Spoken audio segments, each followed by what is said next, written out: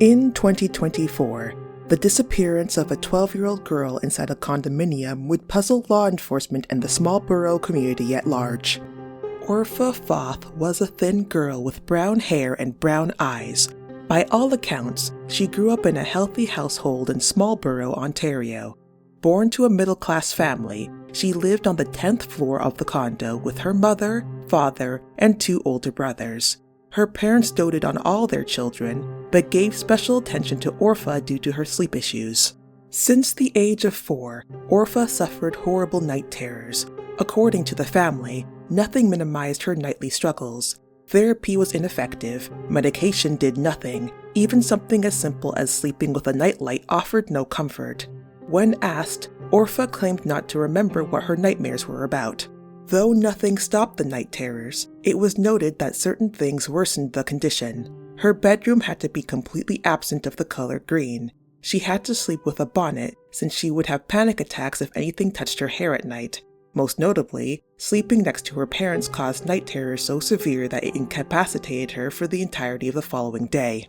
It is a natural instinct for young children to run to their parents after having a bad dream, so Orpha's adverse reaction to sleeping next to her parents became a point of interest for the authorities after her disappearance. Suspicion was placed heavily on her father, Richard, who, despite being cooperative with the police, acted very strange and subdued throughout the investigation. He struggled keeping eye contact with the police and would only give one-word answers if not prompted to speak more. One officer described him as looking like he was always on the verge of admitting something. Despite Richard's suspicious behavior, he had a strong alibi for the day Orpha disappeared. On Tuesday, May 14, 2024, Richard left the condominium for his job at an office. Daisy, the mother, got the 3 children ready for school. They left their condo on the 10th floor and took the elevator down to the parking lot level. However, before they stepped off the elevator, Orpha realized that she forgot her homework in her room. Thinking she would be fine on her own, Daisy gave Orpha the key to the condo and told her to return with her homework quickly. Then, at 7:45 a.m., Daisy and the 2 boys stepped off the elevator while Orpha stayed inside. According to the testimony of Daisy and the 2 boys, Orpha did not look distressed when the elevator door closed. Though the number display showed that the elevator reached the 10th floor, it is unknown if Orpha made it back to the condo. After 10 minutes passed and Orpha did not return to the parking lot, Daisy began to worry. She sent her sons back to the condo to get their sister.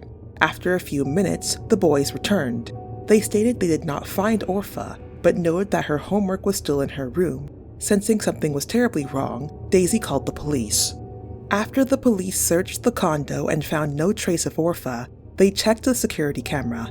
It should have been easy to see where she went from the footage taken inside the elevator, but a strange obstruction would thwart this important lead. After Daisy and the boys exited the elevator, footage showed Orpha patiently waiting to reach the 10th floor. When the elevator approached the 5th floor, several large bees crawled over the camera lens, blocking Orpha from view. When the bees finally moved from the camera, the elevator doors were opened on the 10th floor and Orpha was nowhere to be seen. Once the police concluded their investigation inside of the elevator, an exterminator was called to discover where the bees had come from. During the inspection, the exterminator claimed to hear buzzing inside of the control panel. He expected to find a hive inside the panel. Instead, he found a tangle of brown hair. While the length and texture resembled Orpha's hair, DNA testing came back inconclusive.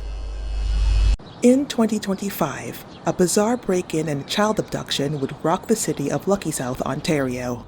Acacia Goodman Cabello was a 13-year-old with black hair and brown eyes. She was the only child of her father Archie and mother Rebecca. The small family were very close to each other despite the constant trials they faced.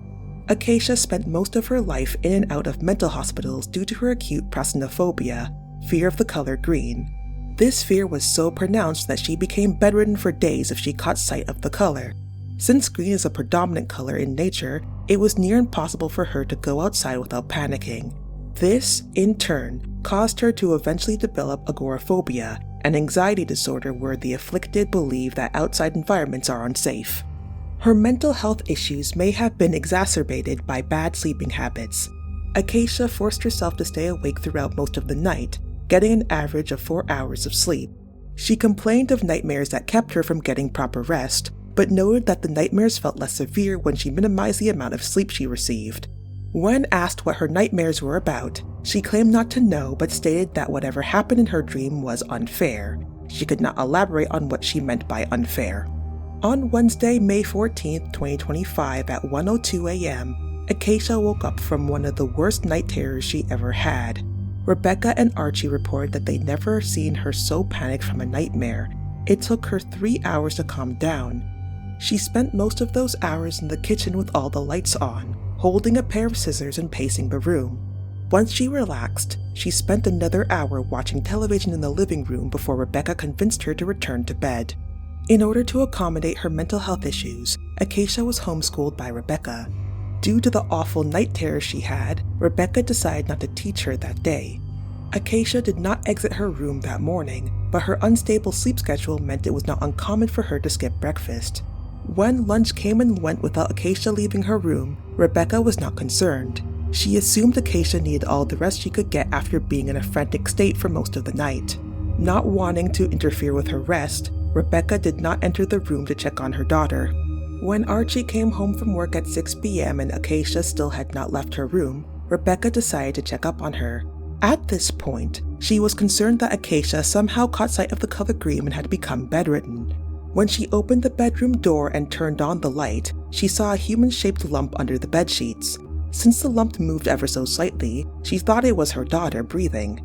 However, when she pulled the sheets off the lump, what she saw nearly made her faint. A massive nest, crawling with hundreds of wasps, laid in the center of the bed. The nest was covered in long black hairs. Acacia was nowhere to be seen. Somewhere between 5 a.m. and 6 p.m., Acacia had left the house and was replaced with insects. Initially, the police believed that Acacia ran away. Dealing with Acacia's mental health issues put an emotional and financial strain on her parents, so it was thought that guilt may have compelled the teenager to leave. Her parents said that they made sure she never felt like a burden. Even if Acacia believed running away would help her parents, prasinophobia and agoraphobia would have prevented her from going outside. The police soon treated the investigation as a kidnapping case, though it was hard to find any leads. There was no sign of forced entry, no fingerprints belonging to someone outside the family, and none of the neighbors saw anything out of the ordinary. There was also the issue of the wasp nest. How could someone, or even a group of people, kidnap a girl and replace her with a nest without anyone hearing or seeing the commotion? Suspicion quickly grew on the parents. The police began to suspect that they hurt their daughter and were using the wasps as a means to sow confusion throughout the investigation. This suspicion grew after Rebecca suffered a psychotic breakdown. During this period of mental collapse, she kept saying that Acacia's disappearance was all her fault. However, whenever the police questioned her, she continued to insist that she did not hurt her daughter. Though Archie and Rebecca were briefly arrested, a lack of evidence forced the police to release them. In Badbury, a town sandwiched between Smallborough and Lucky South, two alarming events would shake the people who lived there. Melissa Vestba was a 34-year-old single mother. Both she and her daughter Mary had red hair and green eyes.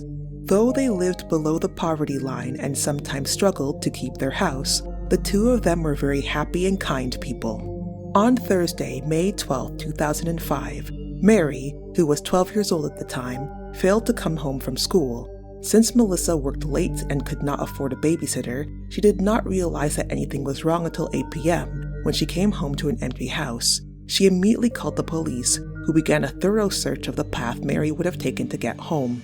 2 days later, they found Mary's body in the woods halfway to her house. Her neck was bruised and her hair was crudely cut off with a sharp object, presumably scissors. The forensic pathologist concluded that something had pressed down on her neck, blocking off oxygen until she suffocated.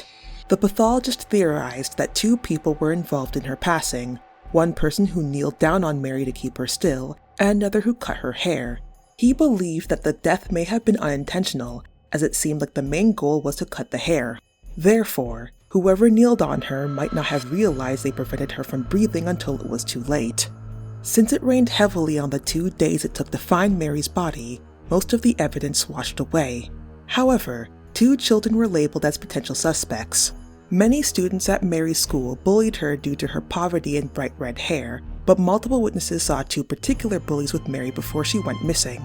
Since they were both underage, their identities were hidden from the public, but an anonymous source leaked that one of the suspects was a 12-year-old boy and the other was a 13-year-old girl.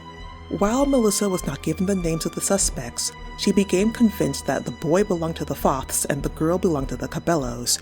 She began harassing both families, demanding that their children confess to the crime. Though the Foths and Cabellos issued restraining orders against her, both families continued to receive threatening voice messages and letters. On Saturday, September 10, 2005, the day before Melissa went missing, Philip, a close friend of hers, reported that she went to his house drunk and ranted for hours. While Philip struggled to understand most of what she was saying, she made it very clear that she wanted revenge. One of the last things she said before leaving his house was, "They will know what it's like to lose a daughter." Since the Foths had no daughters, Philip believed the Cabellos were about to be targeted. Concerned that she might do something drastic, he called the police on Melissa the next day. When the police arrived at her house, the front door was unlocked. Though everything inside looked normal, they could not find Melissa.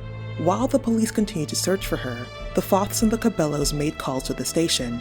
Both families found a green eyeball staring at them on their front porch. The eyeballs were covered in wasps and bees. Testing later confirmed that both eyes belonged to Melissa Vespa.